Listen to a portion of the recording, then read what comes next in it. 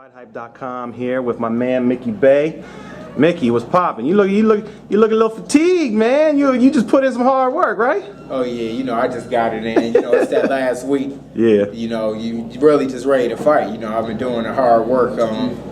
So today is probably my last day pushing it a little bit, but now we just gonna train a couple more light days and just go in there, so we could be sharp and put on a good fight this weekend. Obviously, you were supposed to fight Herrera, in February, on the February card, but you got sick and they postponed the fight. So, I mean, I assume you had already done all the research you had needed to do on him, so you really didn't have to spend too much time doing research to prepare for him this time around. Actually, I never saw him. A couple people on my team watched him. He's a tough fighter. He got a good record. I look at everybody that I fight as a threat because they all pretty much coming to win. He got a lot of knockouts, good record from Mexico. That's enough right there. For me to know it's supposed to be a tough fight. But my job is to go in and make it as easy as possible. Well, I saw you on the pads, and actually we'll be posting that, so fans are going to be able to see it too. And you're looking pretty sharp. You looking ready. Yeah, man. Me and Floyd, we glue together. We gel. That that was my first trainer. Since before I had a fight. So I've been learning. Learning, and I perfect all of the things that he taught me.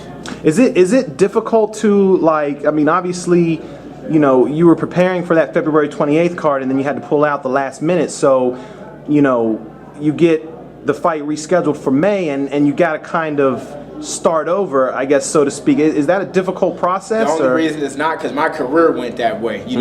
I'm a dedicated fighter, so I've been off for years. Like even when people didn't see me fighting, I was in the gym. I was waiting for fights, but I was with other promoters, and sometimes I wouldn't get fights for a year and a half at a time, and I was sharp. Like most people, you wouldn't see with a 6-7 year period of barely fighting and still be as sharp as I am. That's because I take that Floyd Mayweather and Bernard Hopkins approach as far as living a clean lifestyle outside of the ring as much as possible and perfecting my craft. And I got a great teacher. I'm not just trying to get in shape. I always knew that at the beginning, if I wanted to become the best I can be, I had to get somebody that knows the game, and that was Floyd Sr. to me.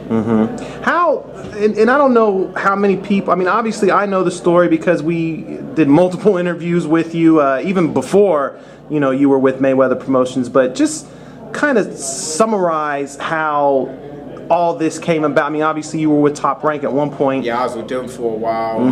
That ain't go too well. So, Floyd and them knew, like, man, they wanted me to fight for a title years ago. I was ready. I was fighting the fights and winning the fights that I was told, to fight. I was fighting guys with 70 fights, 2-week notices.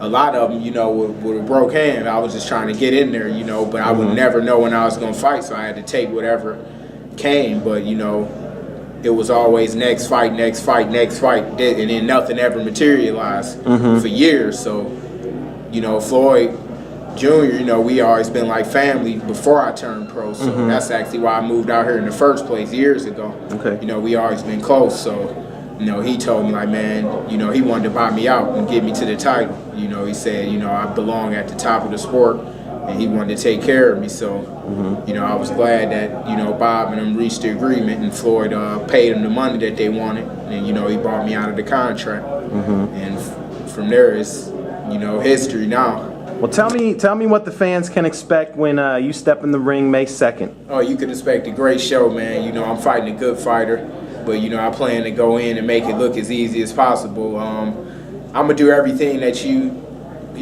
like to see in a fight: speed, power, defense, a lot of action, one-sided action. One thing that I plan on every fight is for you not to see me get hit. None, if not, as least as possible, but you ain't gonna have to worry about hearing crickets or seeing people, falling asleep when I fight, because you definitely don't want to blink.